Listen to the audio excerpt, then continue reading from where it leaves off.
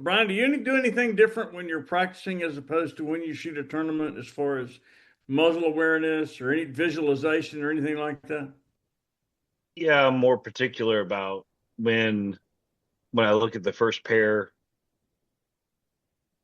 making that plan visually, and then sticking with timing. And I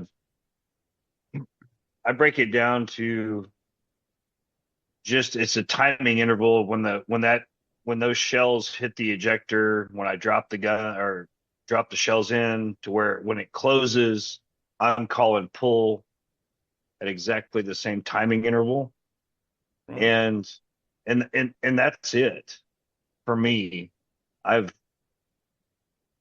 I've made my game as simple as it can be. And to where when those shells drop and they hit the ejector, I know the sound to where I know the sound of the gun when it closes.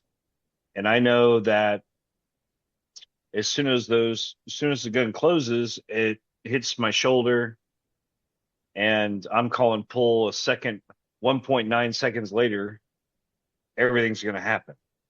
And that allows me to get out of my own way in a sense to where I know as soon as the gun closes, there is no more conscious thought anymore. It's now let's just see what happens. And I know that if I pre-planned everything the right way, that everything's going to come together in the end. And if there's a flaw in what happens, I'll know exactly what I need to do to correct it. And Mom and I were talking about this earlier, is that in the beginning, and y'all have heard me talk about this before, is that in the beginning, when you first start this journey, everything matters.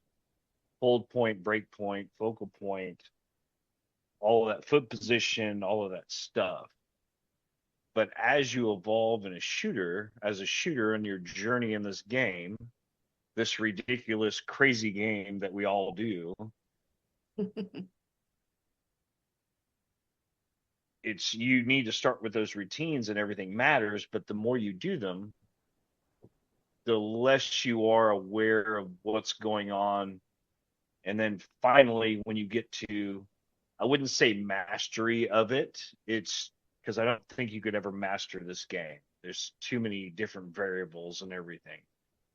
But I do believe that the further you get on in your journey, the less aware you are of all of the other things. It's just you look at it, say, "Oh, okay, I've seen that before. Okay, I'm going to do this, this, and this.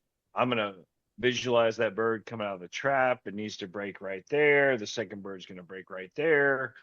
I don't really fully understand how all that's going to happen. I just know that when the sound of those two shells hitting the ejectors and the closing of the gun, 1.9 seconds later, it's all going to happen. And the less I get involved with what's going on, the more accurate I can be.